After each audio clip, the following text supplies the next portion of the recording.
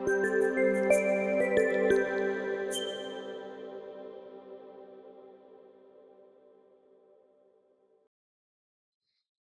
everyone. My name is Jarrett Clay. I'm with IG Wealth Management.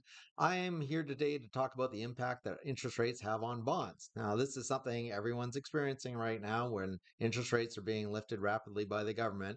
And there's a lot of impact that this is having on portfolios that have a lot of bonds in them. So I just want to be able to explain what's going on there in a way that hopefully is fairly simple and makes some sense. So, what we want to talk about is duration, and where duration is a measure used to assess the impact that a change in the interest rates will have on a bond.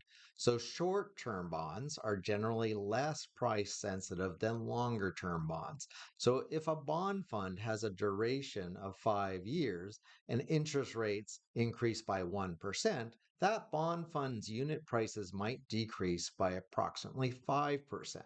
All right. So, in general, rising interest rates can have a negative effect on the price of these bonds. And that's not something that a lot of people are used to because we're not used to going through rapid increases in a row. So, we're not used to seeing the bond prices going down like they have been in the last year or so.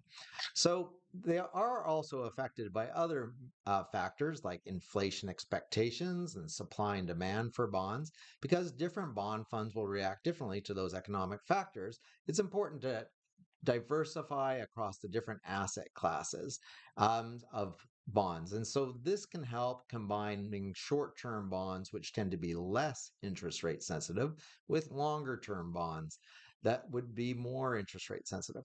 All right. So this will help shield your portfolio from interest rate uncertainties. So let's just look at a little bit of a graph on this to sort of hopefully help relate by painting a bit more of a picture.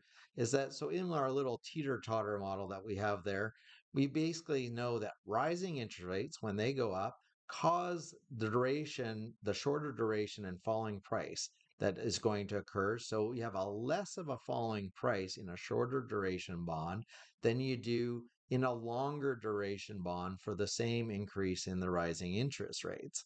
All right. So if we try and break that down to, say, 1 year, 3 year, and 5 year duration bonds, then we can see that when you have a 0.5% rate increase of an interest rate, that you'll lose, a 0.5% in a 1 year duration bond, but you'll lose that 1.5% of your value of your price change in a 3 year duration bond and 2.5% in a 5 year duration bond. So you can see again, those longer duration bonds are affected more by the same increase in interest rates.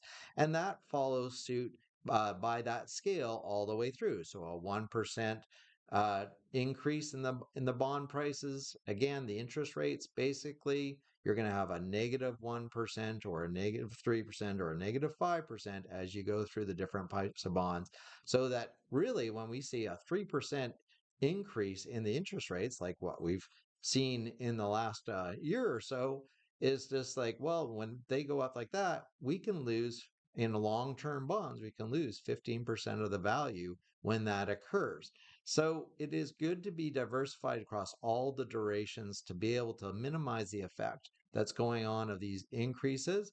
And keep in mind that as these bonds mature out, we are replaced with the new bonds that are coming in. And so basically the long-term effect is that the teeter-totter will work out and we will see good increases down the road of what those bond prices are worth, but we have to allow for the interest rates to have their adjustment first before we'll ever get to that spot.